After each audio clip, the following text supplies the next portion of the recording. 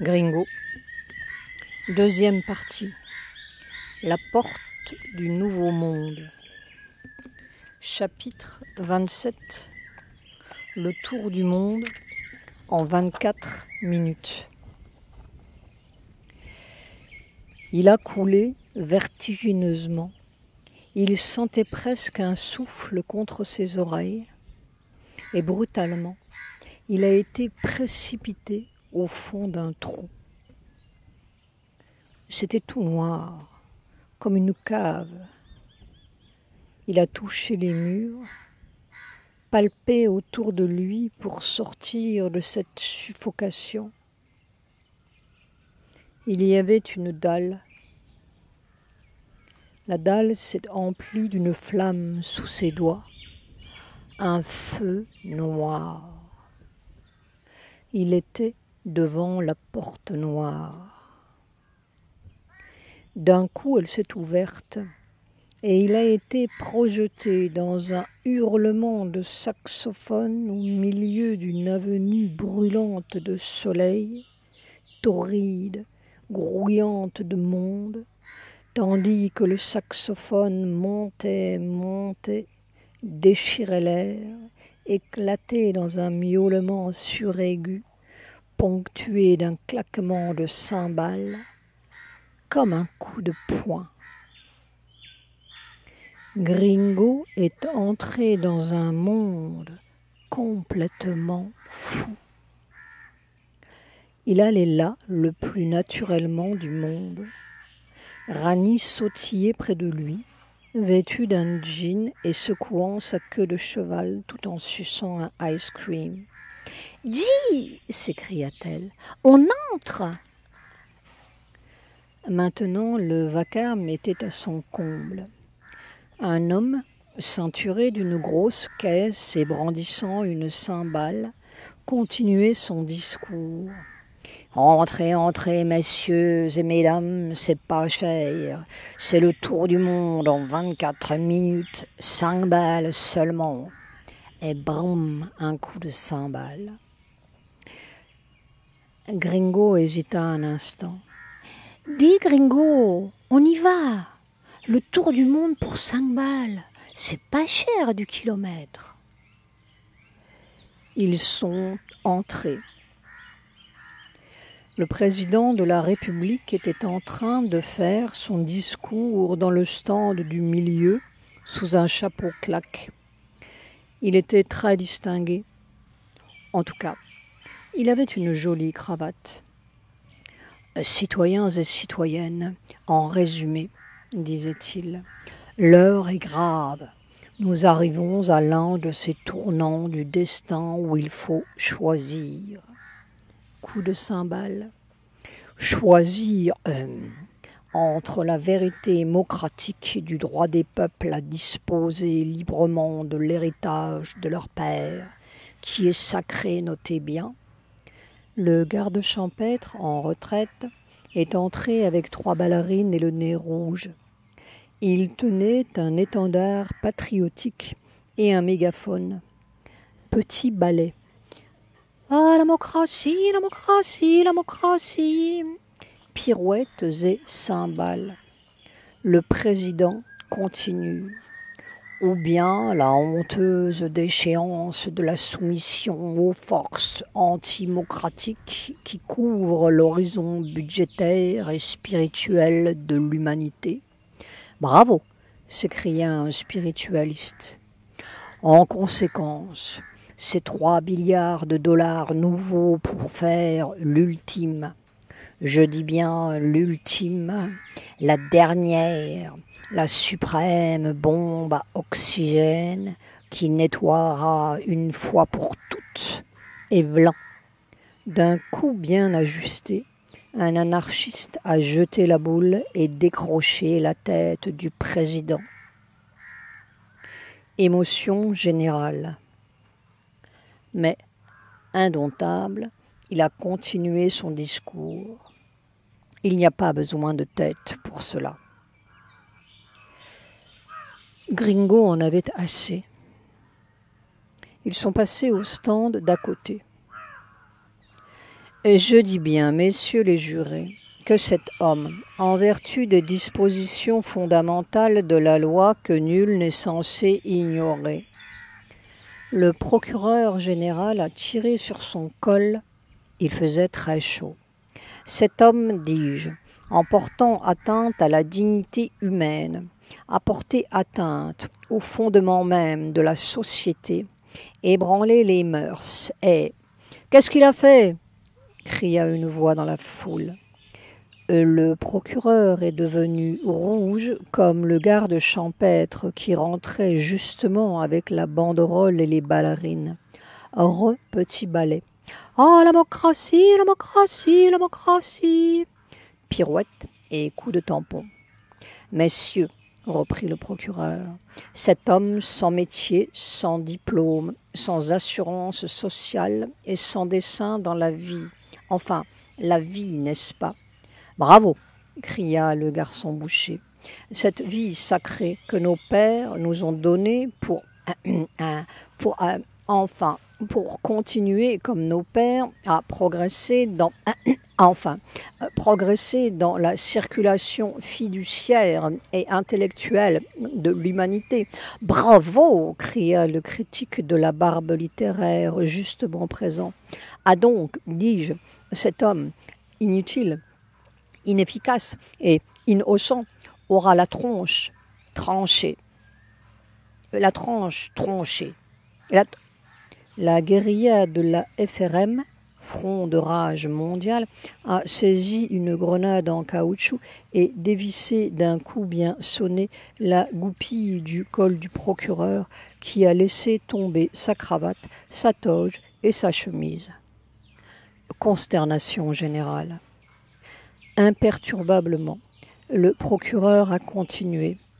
Il n'y a pas besoin de chemise pour ça. Enfin, la tronche tranchée. Voilà. C'est une question de conscience, n'est-ce pas? Enfin, de conscience, oui, profonde. Bravo, cria l'abbé. À la profondeur, voilà. Et le procureur disparut d'un coup dans les jambes de son pantalon. Gringo en avait assez. Écoute, petite reine, qu'est-ce qu'on fait ici? Tu es bizarre, Gringo. Si tu continues, tu auras la tête tranchée. Ou bien on te mettra au cabanon. Et ils passèrent sous le 3e pilier du fronton. C'était le stand de la dernière église, près de la Spic-Analyse et l'Hexagone, digne successeur du Panta qui suivit le Tétra, l'église médicinale et obligatoire. L'homme en blanc était en train d'isotoper un patient récalcitrant, tandis qu'un biologiste en calotte triturait une molécule. Mais comme, depuis ce temps-là, tout le monde était cancérigène, ça ne faisait pas beaucoup de différence. C'était une question de temps. La loi prévoyait 63 ans et 3 jours pour le citoyen moyen.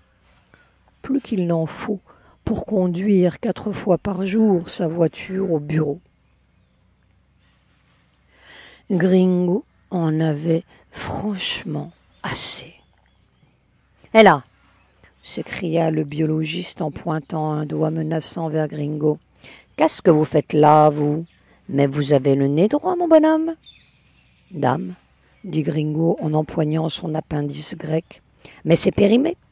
C'est même anachronique et contraire à la loi. Et moi, je vous dis, je vais vous arranger ça d'un petit coup de chromosome chirurgical et ingénieux. » Gringo fit 3 pas en arrière.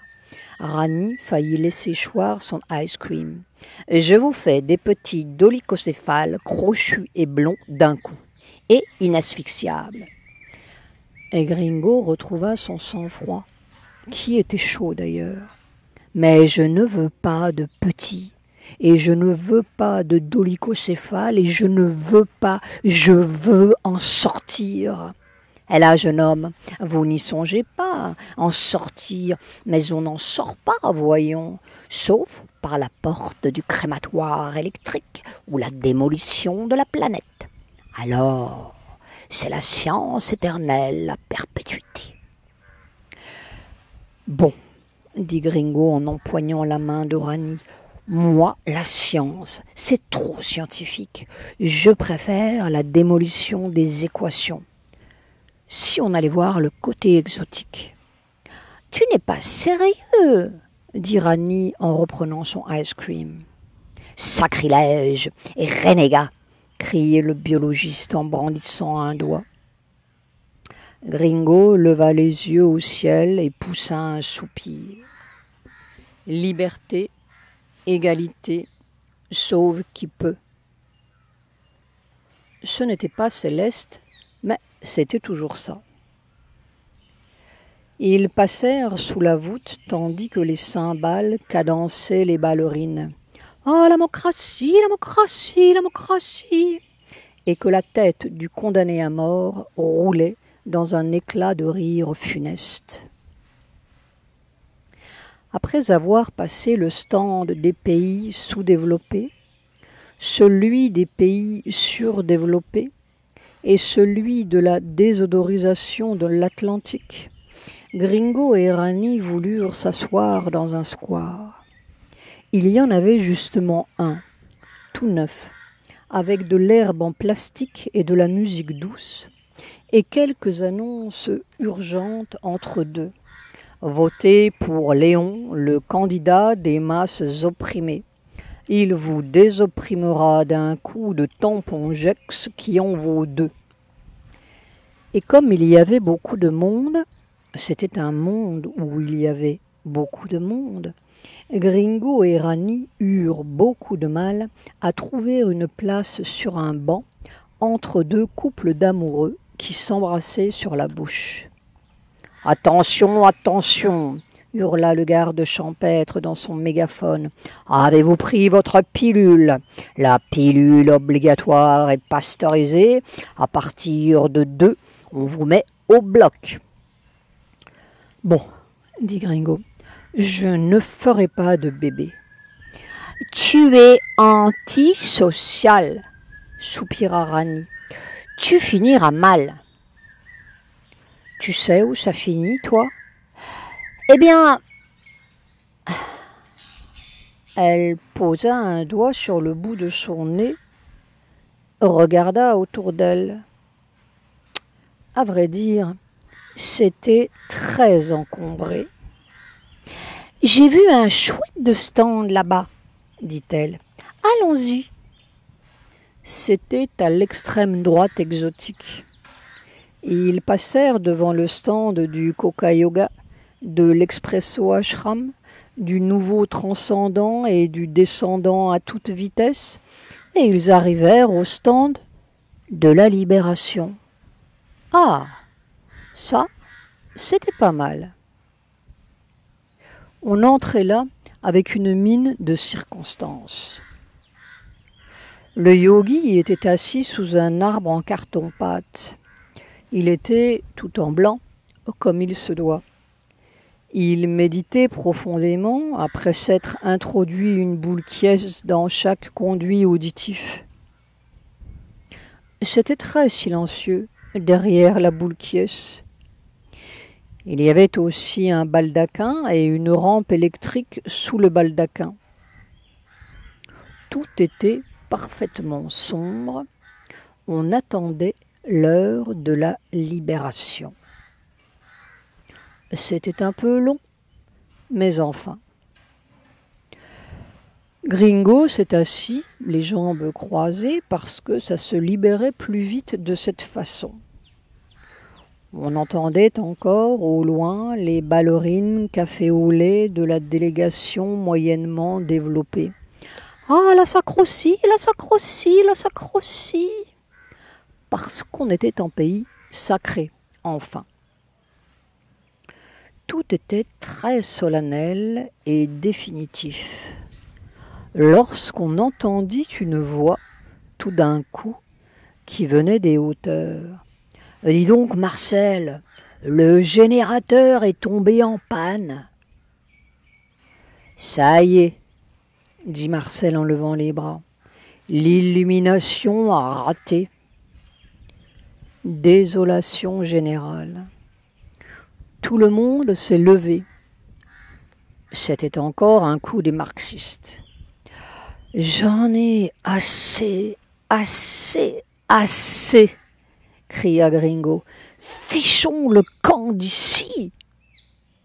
Mais Gringo, sortir où? Eh bien, par la porte. Il a attrapé Rani par la main, a commencé à bousculer la foule.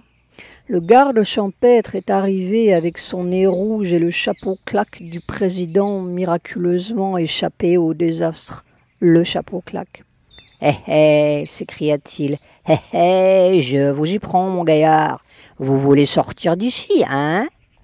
Mais on n'en sort pas, petit gredin. On n'en sort pas du tout. C'est tout le monde qui est comme ça, hein? Et les ballerines ont levé la jambe en cadence. Psylla avait une plume de cacatoès dans les cheveux et un nez rouge aussi. Une, deux, une, deux, une, deux. Coup de cymbale et saxophone. En 24 minutes, tu as tout vu, dit Rani de son petit ton posé. Ça vaut bien 5 balles à vous. Alors, on va où? Eh bien, nulle part. On y est. Bon, dit Gringo. Je vais aller me plaindre au procureur général. J'irai jusqu'au président s'il le faut. Mais, Gringo, on est tous dans la foire. Le président aussi. Alors quoi faire? Dit Gringo découragé. Ils s'assirent sur le bord du trottoir.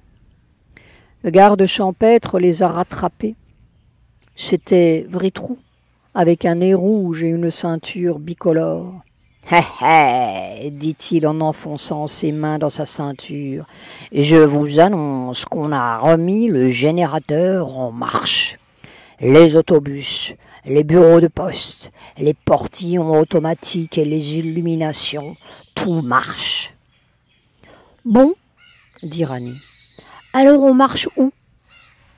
Ça, dit Vritrou en retirant son faux nez, ce n'est pas nécessaire. Pourvu que ça marche, c'est tout ce qu'il faut. Vous pouvez prendre l'autobus et revenir demain. Ça ne ferme jamais. Bon, dit Rani. Alors on prend l'autobus. Pour aller où? Demanda Gringo. Ah, dit Vritrou en écartant les bras, c'est partout pareil. On n'en sort pas. Que voulez-vous? Et il remit son faux nez.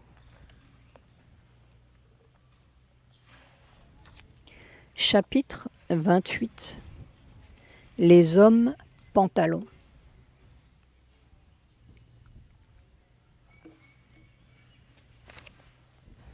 Il ne restait plus qu'à attendre. Quoi? On ne sait pas. Gringo cherchait vaguement des yeux un autobus qui aille quelque part. Et si on prenait un billet d'avion pour Honolulu? Dit Rani. Et là, quel autobus on prendra? Rani avait le sifflet coupé. C'était rare. Si j'avais un faux nez au moins, pensa Gringo, peut-être pourrais-je m'habituer. Dis-moi, petite reine, on pourrait faire un stand des vrais nez? Hein? Il renonça à s'expliquer. D'ailleurs, il serait tout de suite isotopé et mis au fichier exotique. C'était très commode. Tout le monde avait son étiquette dans le dos. On ne pouvait pas se tromper. La prochaine fois, dit Gringo, je renaîtrai dans une peau de kangourou. Hein? Elle essayait de se figurer Gringo avec une longue queue. Mais c'est une race éteinte, Gringo. Tu n'y es pas? Maintenant, il n'y a plus que des hommes. Puis il pensa que les kangourous étaient fichés aussi. Il n'y avait rien à faire. On était fichus de tous les côtés. Un faux-nez, c'était peut-être la meilleure façon de respirer. Ils ont tout expliqué, dit Gringo. Il n'y a plus rien à faire. Alors, va me chercher un ice cream et attendons. Ils attendirent. 1 heure, 1 an, 1 siècle. On ne sait pas. De temps en temps, il y avait des coups d'État, mais c'était tout pareil. On recommençait avec un autre chapeau claque. « J'en ai ma claque, » dit Gringo. « Alors, va me chercher un ice cream, il fait chaud. » Et ils attendirent encore au bord du trottoir. Une marée de pantalons passait, encore des pantalons, un jour, 1 heure, 1 siècle, les hommes pantalons passaient. Gringo avait pris ses joues entre ses mains et posé ses coudes sur ses genoux. Il regardait et regardait ses pantalons. De temps en temps, il y avait un fou qui tirait dans le tas, mais c'était tout pareil, on continuait avec un autre pantalon. Alors Gringo a commencé à devenir inquiet. « Le temps, c'est long, dit-il. « À quoi ça sert le temps ?» demanda Rani. « Eh bien, à mesurer. »« Mesurer quoi ?»« Je ne sais pas. Peut-être des pantalons. »« Alors, ça ne sert à rien. » Et elle posa ses coudes sur ses genoux. « Peut-être qu'on arrive au bout du temps, » ajouta-t-elle pensivement. « Non. Tant qu'il y aura des pantalons et des yeux qui regardent les pantalons, il faudra bien les mesurer. »« Ah !» dit Rani. « Alors, enlevons notre pantalon et fermons les yeux. » Gringo hésita encore. Des colonnes grises montaient sur un horizon de pantalons. On entendait le saxo et les cymbales, avec de temps en temps un trombone énergique. « À quoi ça sert la musique ?» pensa Gringo. Ça commençait à chavirer un peu. « Mais pourquoi il continue ?» s'exclama Rani. Tout d'un coup, un pantalon s'est penché sur lui. « Quelle heure est-il, monsieur, s'il vous plaît ?» Gringo regarda à droite, regarda à gauche, les colonnes et les colonnes. Le saxo partait dans un miaulement aigu. Il a secoué la tête entre ses mains. Ma montre s'est arrêtée. « Ah !» dit l'homme. « Alors je vais être en retard. » Et il a repris sa place dans les colonnes de pantalon. Gringo a regardé encore. Et soudain, il a eu envie de pleurer. Pourquoi, on ne sait pas. C'était déchirant. Ce que ça déchirait, on ne sait pas. Un trou de douleur. C'est peut-être à cause de mon nez, pensa-t-il. C'est peut-être pour ça qu'ils mettent tous un faux nez sur leurs pantalons. C'est pour cacher le chagrin. Alors, Gringo s'est levé. Il a attrapé un homme pantalon par le bras. « Quelle heure est-il, monsieur ?»« 17h, 22 minutes, 34 secondes. »« Ah, je savais bien. Merci, monsieur. » Il a secoué la tête, regardé encore un peu l'horizon. 35 secondes, 36 secondes, 37 secondes. Et il s'est demandé pourquoi ça n'allait pas dans l'autre sens. 36 secondes, 35 secondes, 34 secondes.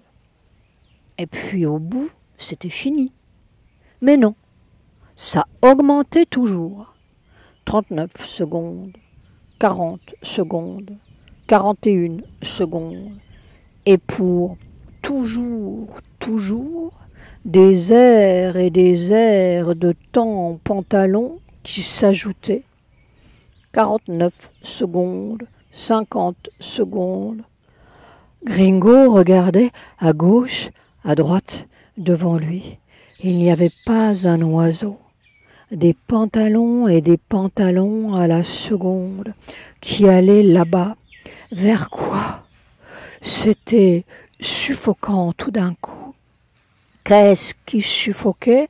On ne sait pas. C'était la suffocation qui suffoquait. 51 secondes, 52 secondes. L'heure arrivait. Quelle heure? On ne sait pas. L'heure de quoi? Il n'y avait pas d'heure, nulle part, pas de part, nulle part, jamais, jamais, on n'arriverait nulle part à la seconde. Le temps était mort, la géographie était morte, les autobus étaient morts, on était assis là, sur le trottoir, pour l'éternité des éternités. Ah! Gringo a poussé un petit « ah » comme un petit « quick ». Tout est devenu blanc dans sa tête. « Ma » a-t-il dit comme ça, comme on fait avant de couler. Elle était là, souriante. Gringo a clignoté des yeux. « Quelle heure est-il » demanda-t-il. « C'est l'heure, » dit Ma. « Ah » dit Gringo. « Ouvre les yeux et regarde. »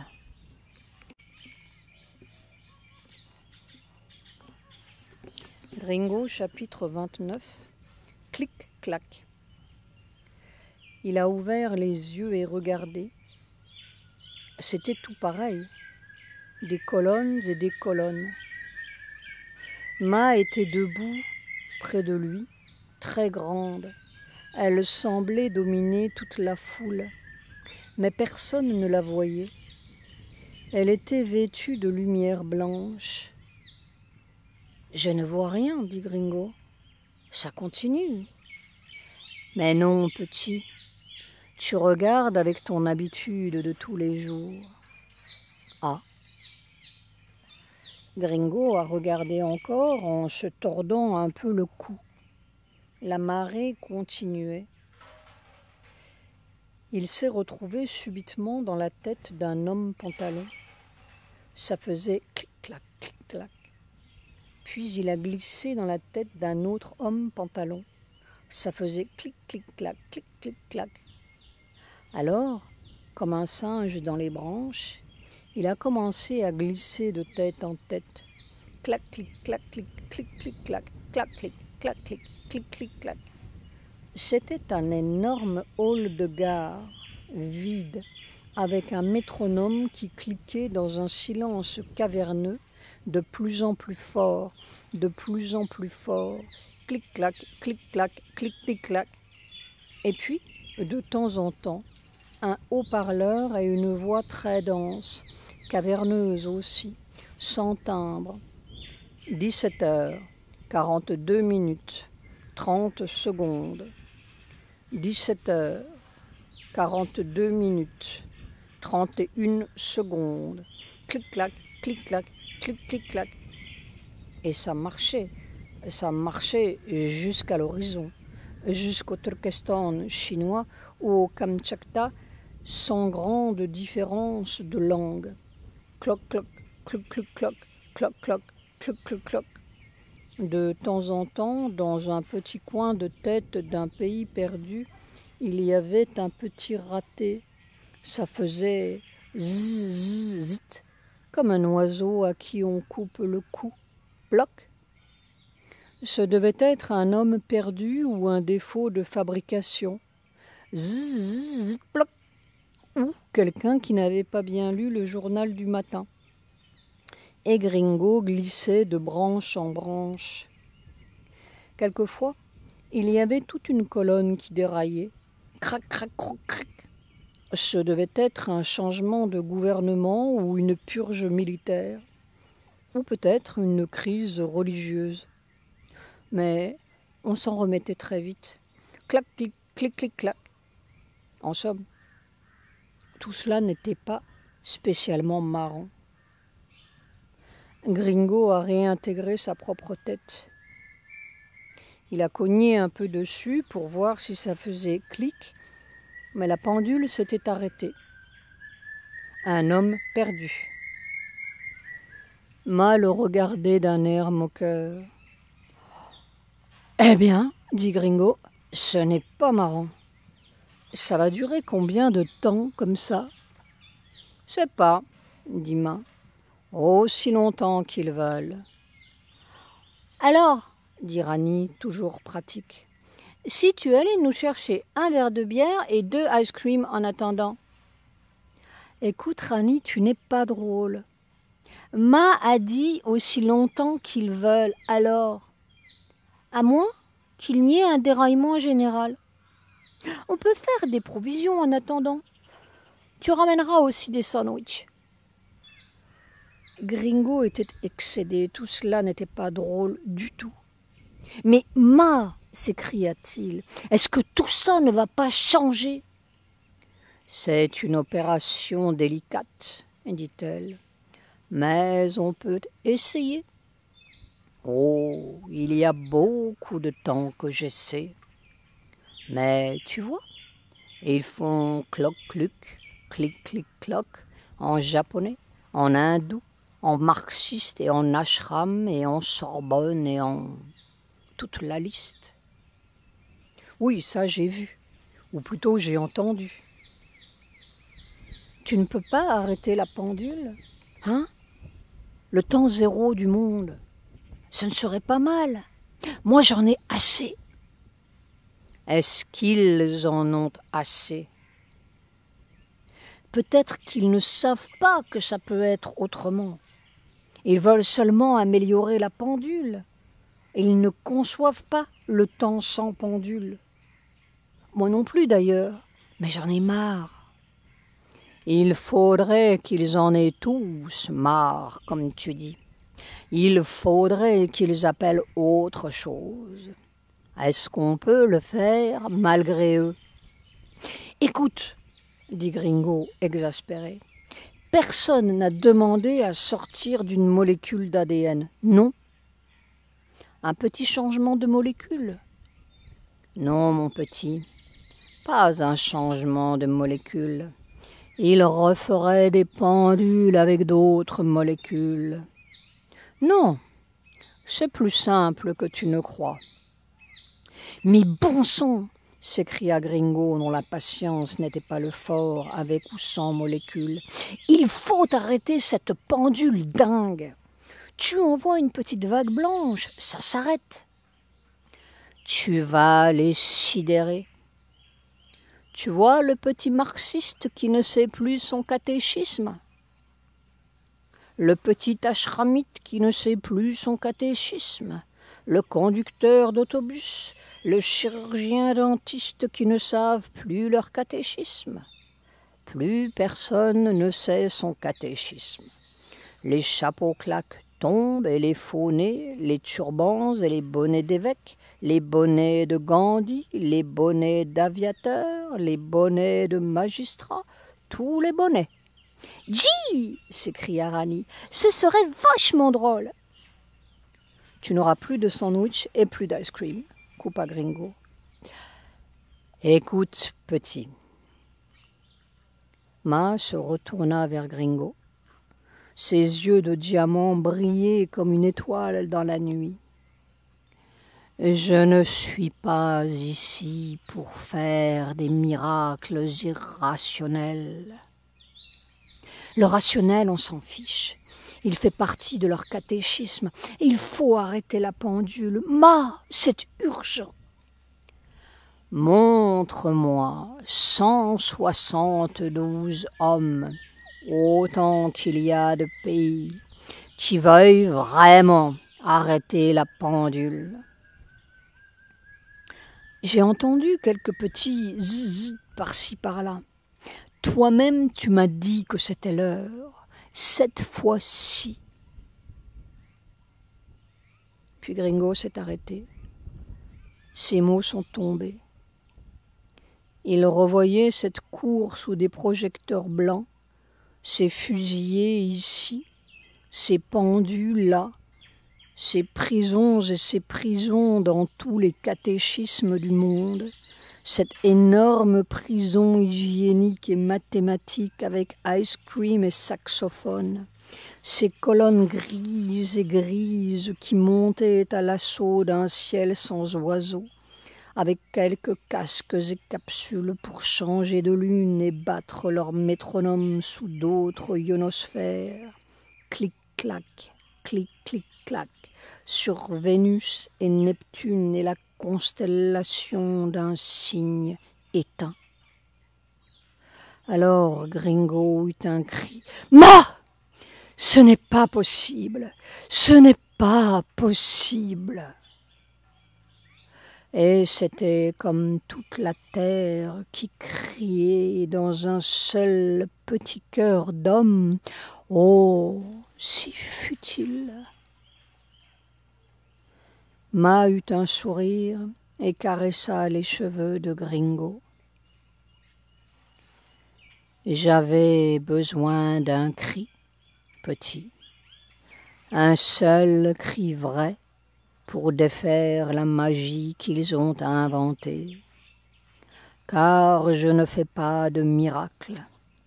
Je défais seulement ce qu'ils ont ajouté. Puis elle laissa son regard errer sur cette foule.